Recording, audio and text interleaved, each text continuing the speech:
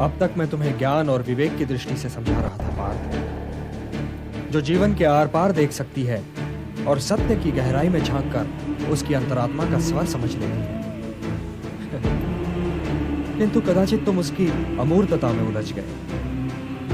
तो व्यावहारिक कर्म की तुला में इस क्षण को तोलकर देखो पार्थ।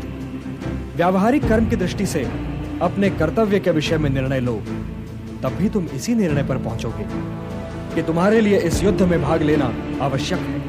यही निर्णय तो मैं नहीं ले पा रहा हूं केशव, नहीं ले पा रहा हूं। तुम ये निर्णय केवल इसलिए नहीं ले पा रहे हो पार्थ कि तुम इस क्षण को केवल व्यक्तिगत लाभ और व्यक्तिगत हानि की तुला में तोल रहे हो। यही तो मोह का बंधन है पार्थ, यही तो तुम्हारे शोक की जड़ है। और इसीलिए तुम्हारा ये कायर, पलाय और कलंक में डुबोने वाला शोक न तुम्हारे हित में है और न ही समाज के हित में।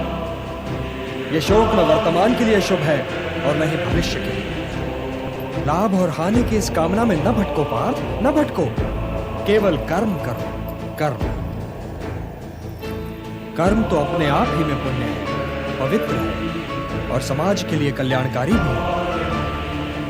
कर्म तो स्वयं ही अपना फल भी है पार्थ। परंतु यदि तुम समाज कल्याण के कार्य में स्वयं अपना हित मिला लोगे तो तुम्हारा वो कर्म अशुद्ध और अशुभ हो जाएगा। इसलिए हे पार्थ, निष्काम कर्म के मार्ग पर चलो, क्योंकि कर्म फल तो तुम्हारे वश में है ही नहीं। इसलिए केवल कर्म करो और कर्म फल की इच्छा न करो। कर्मण्येवाधिकारस्ते मा फलेषु कदाचन मा कर्म फल हेतुर्भूः मा ते संगोस्त्वा कर्मणि। किंतु निष्काम कर्म कैसे संभव है वासुदेव?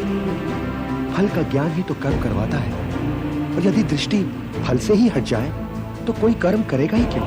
कोई कर्म इसलिए करेगा पार्थ कि कर्म के बिना तो जीवन संभव ही नहीं। कुछ तो करोगे, या भोजन करोगे या नहीं करोगे, या भूखे को भोजन करवाओगे या नहीं करवाओगे, या युद्ध करोगे या नहीं करोगे। तुम्हारे पास तो केवल यही विकल्प है कि तुम क्या करो या क्या ना करो। परंतु परिणाम तुम्हारे वश में नहीं है पार्थ। कर्म फल तुम्हारे वश में नहीं है। तुम्हारे अधिकार की सीमा इस विकल्प पर समाप्त हो जाती है कि तुम युद्ध करोगे या नहीं करोगे। किंतु युद्ध का परिणाम तुम्हारे हाथ में नहीं। यदि तुम विजय चाहो भी तो यह आवश्यक नहीं कि विजय तुम्हारी ही हो जाए, तुम्हारी पराजय नहीं हो सकती। किंतु यदि तुम विजय से मोहित नहीं होगे तो पराजय से भी नहीं होगे। यदि तुम ये सोचो बात कि चाहे विजय हो चाहे पराजय, किंतु तुम तो केवल इसलिए युद्ध कर रहे हो कि युद्ध करना तुम्हारा कर्तव्य है, तो विजय के सुख या पराजय के दुख का प्रश्न ही नहीं उठता। और जो न विजय से सुखी हो और न पराजय से दुखी, वही स्थित प्रज्ञ है। इसलिए हे पार्थ, कर्म के प्रतिफल की चेष्टा न करो। तुम तो केवल वही करो जो तुम्हारे वश में है, अर्थात अपने धर्म का पालन करो। यही कर्मयोग है पार्थ, यही कर्मयोग है। इस रहस्य को समझो पार्थ कि तुम्हारे पास तो केवल करने या ना करने का विकल्प है, किंतु कर्म के अंत पर मनुष्य के अधिकारों की सीमा समाप्त हो जाती है। कर्म का परिणाम मनुष्य के वश में नहीं है। तुम सर्वश्रेष्ठ धनुर्धर हो, परंतु यदि तुम्हारा आखेट तनिक भी इधर से उधर हो जाए तो तुम चूक जाओगे।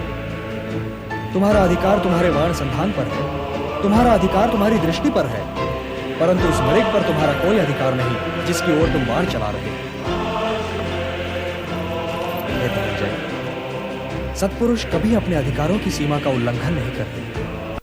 अर्थात अपने कर्म में स्थिर रहो पार्थ, स्थिर रहो, क्योंकि कर्म की कुशलता का ही नाम योग है। और योग क्या है केशव? योग क्या है? वही तो बता रहा था पार्थ।